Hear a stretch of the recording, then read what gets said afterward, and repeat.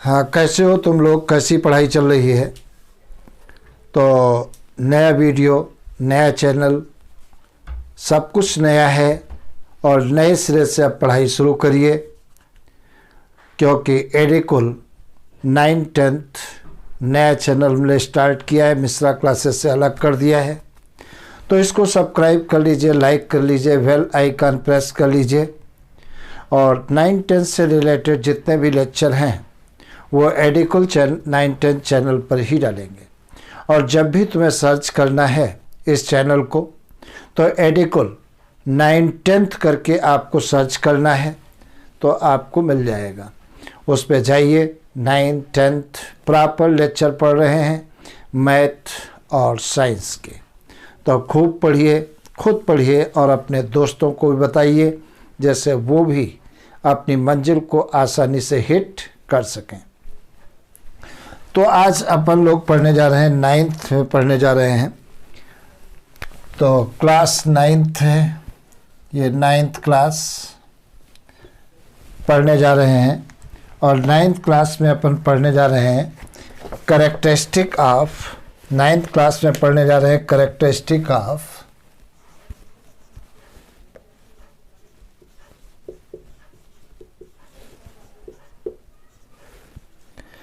Characteristic of cell. Characteristic of cell के बारे में हम पढ़ने जा रहे हैं। सेल के कैरेक्टर क्या होते हैं, तो इसमें नोट करिए, दीज आर फॉलोइंग। कैरेक्टर्स क्या हैं? These are following, these are following, these are following. पहला नोट करिए, पहला कैरेक्टरिस्टिक फीचर क्या है? They have the ability to replicate independently। पहला है they have the ability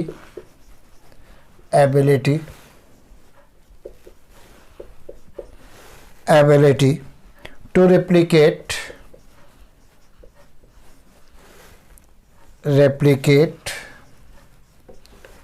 independently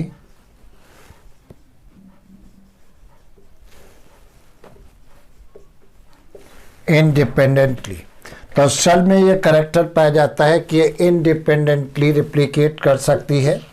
और दूसरा पॉइंट है दे कंटेन हेरिडिटी इंफॉर्मेशन। तो क्या है? दे कंटेन हेरिडिटी मटेरियल,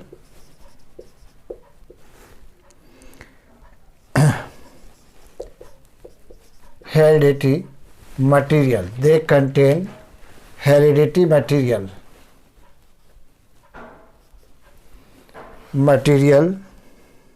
या इंफॉर्मेशन कहो तो ज़्यादा अच्छा है, इंफॉर्मेशन। और तीसरा पॉइंट है they can perform all the life sustaining activity on their own. और तीसरा पॉइंट है they can perform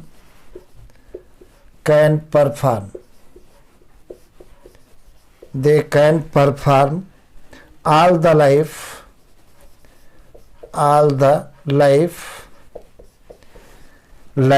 sustaining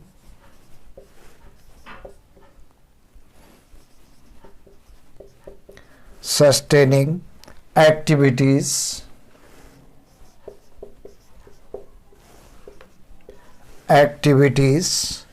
on their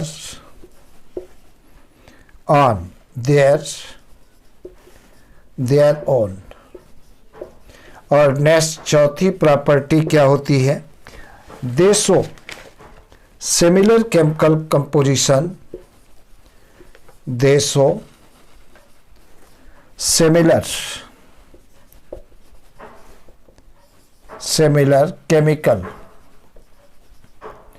chemical composition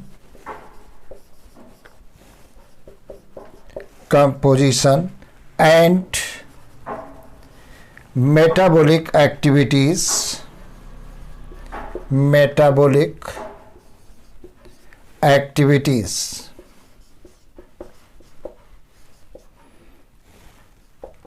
metabolic activities. तो ये करेक्टरिस्टिक फीचर्स किसके हैं? सेल के। तो पहले दीज आर फॉलोइंग। तो करेक्टरिस्टिक फीचर्स मैंने क्या बताया? They have the ability to replicate independently. ये स्वयं अकेले क्या कर सकती है? रेप्लिकेट कर सकती हैं, मतलब एक सेल से 2 सेल का फॉर्मेशन कर सकती हैं। They contain heredity information. तो हेरिडिटी इन्फॉर्मेशन इनमें पाए जाते हैं और वही हेरिडिटी करेक्टर इन्फॉर्मेशन एक जनरेशन से दूसरी जनरेशन में ट्रांसमिट होते हैं।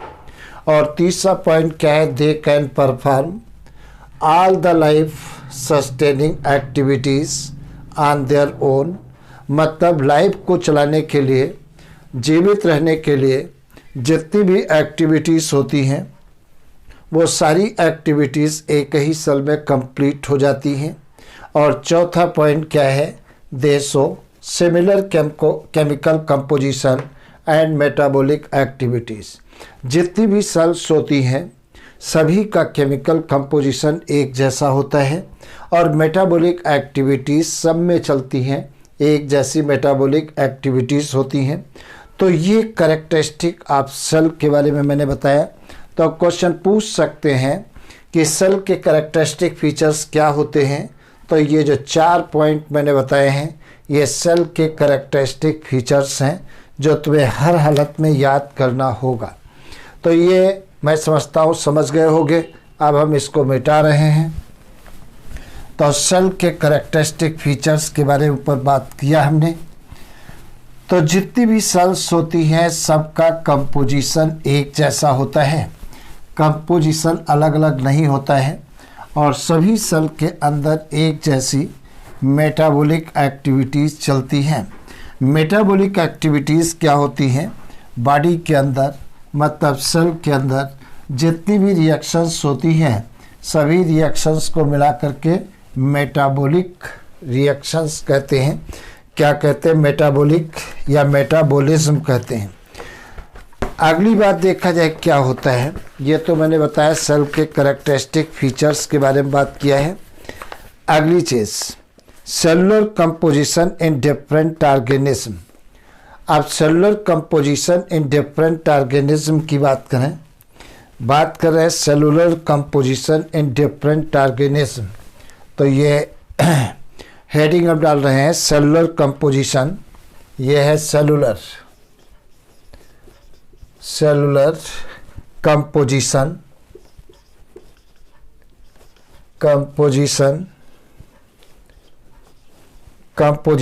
In different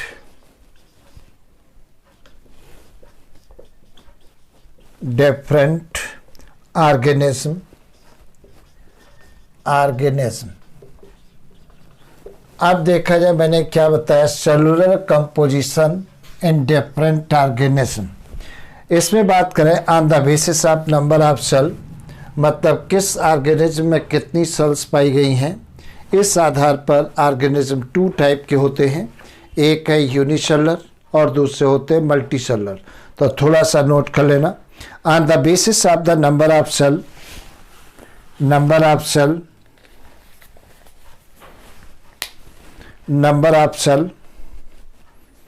present in different organism, they are classified into 2 types। पहला यूनिसेलुलर ब्रैकेट में having single cell.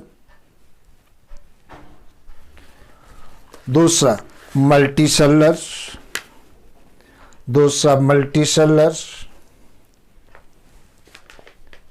Having many sales.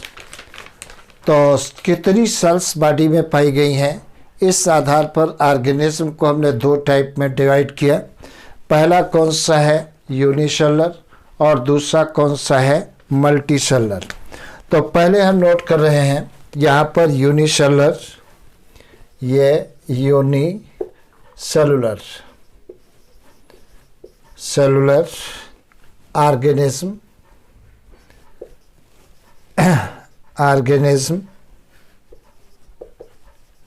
और एक साइड में हम कर रहे हैं multi cellular organism, multi cellular, ये मल्टी सेलुलर ऑर्गेनिज्म। अब यूनिसेलुलर ऑर्गेनिज्म में देखा जाए, इसमें डिफरेंस क्वेश्चन पूछा जा सकता है। Single cell constituent the whole organism, पहला पॉइंट क्या है? अ सिंगल सेल कॉन्स्टिट्यूएंट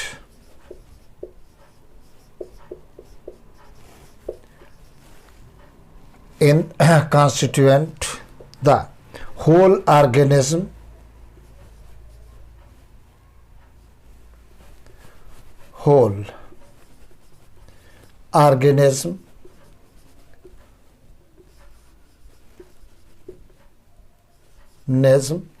तो इनकी बॉडी क्या होती है? केवल एक सेल की बनी होती है।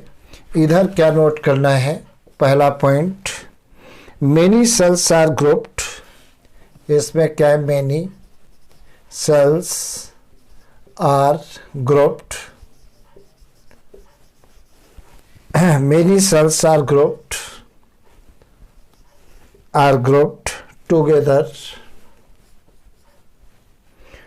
together and assume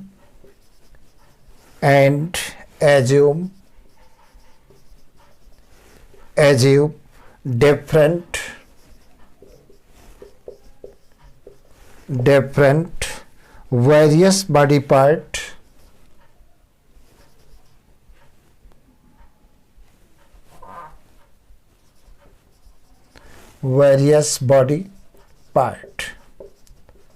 part.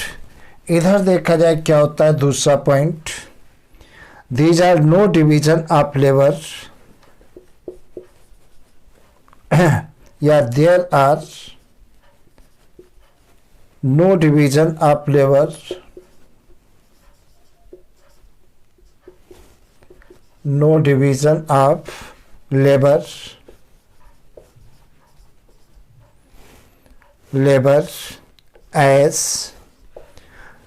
as the single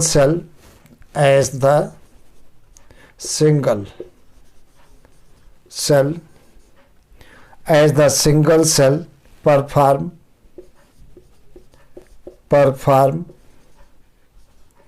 all life activities,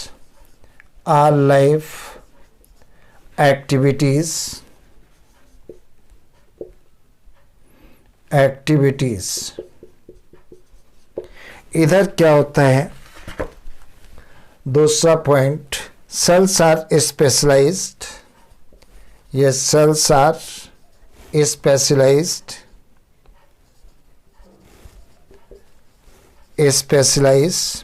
to perform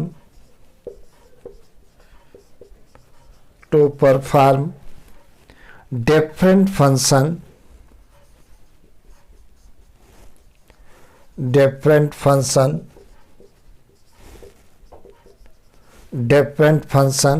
of the body,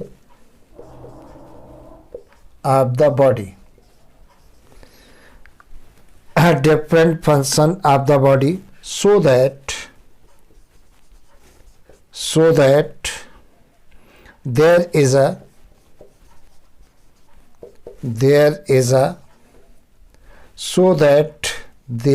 a division of labor,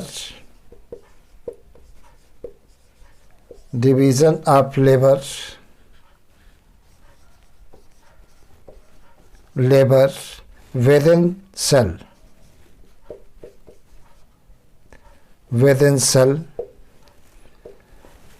अगला देखा जाए पॉइंट क्या होता है? एग्जाम्पल देखा जाए, एग्जाम्पल, अमीबा,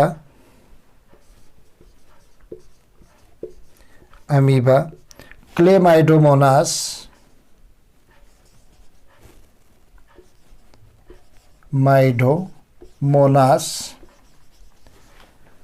इधर देख, या बैक्टीरिया, बैक्टीरिया। इधर देखा जाए एग्जाम्पल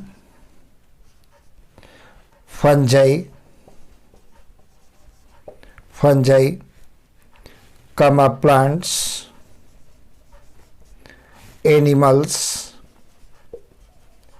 एनिमल्स इंक्लूडिंग ह्यूमन। कौन सा है? Including human.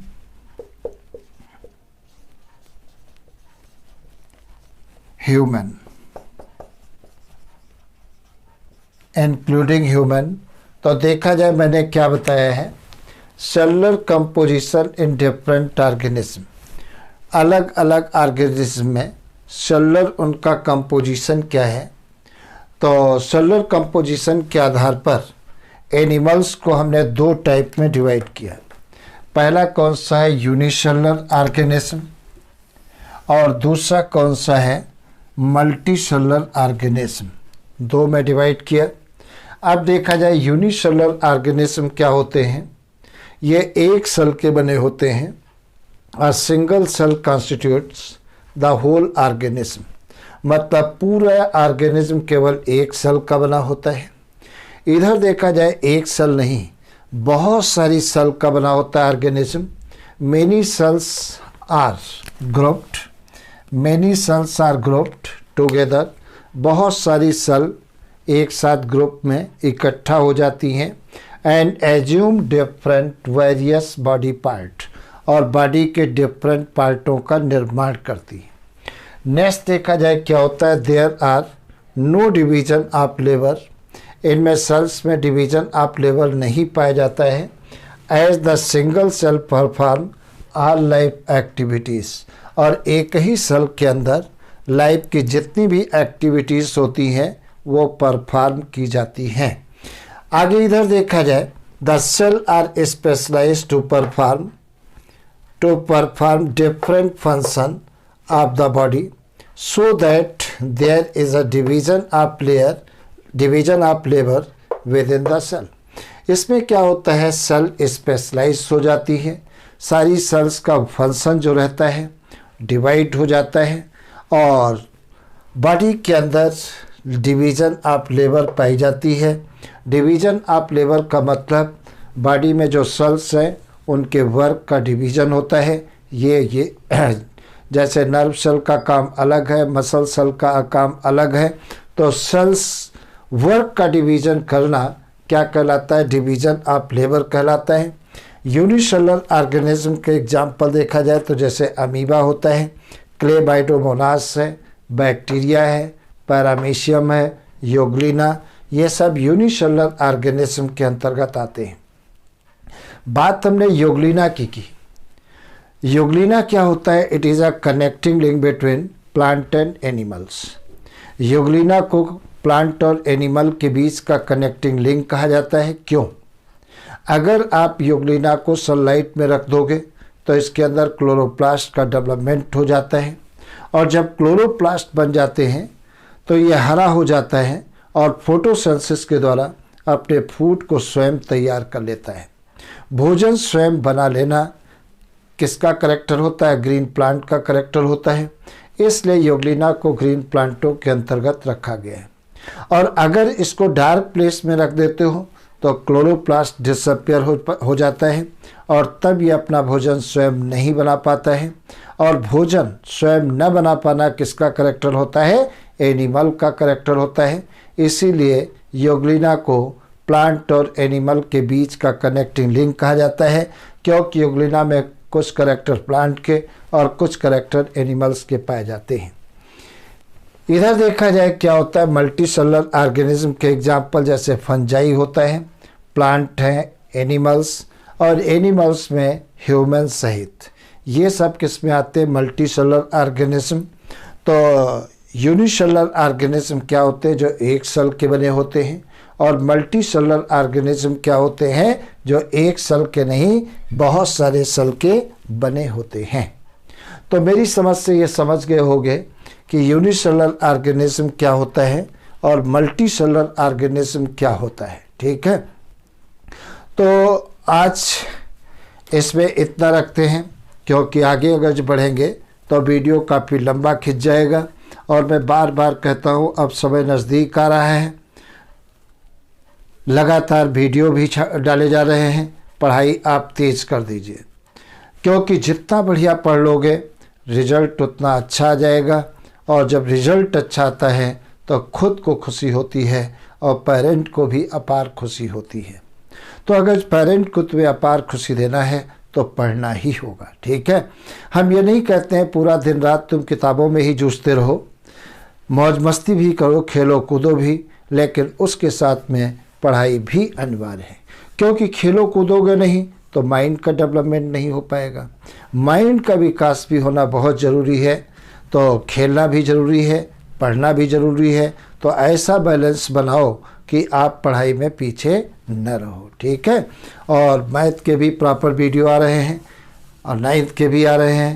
तो वह साइंस और मैथ दोनों के प्रॉपर वीडियो आ रहे हैं। खूब पढ़ाई करिए और चैनल को लाइक कर लीजिए, सब्सक्राइब कर लीजिए, बेल आइकन प्रेस कर लीजिए और इसी के साथ बहुत अच्छे से मस्ती से पढ़ाई करिए। Best of luck.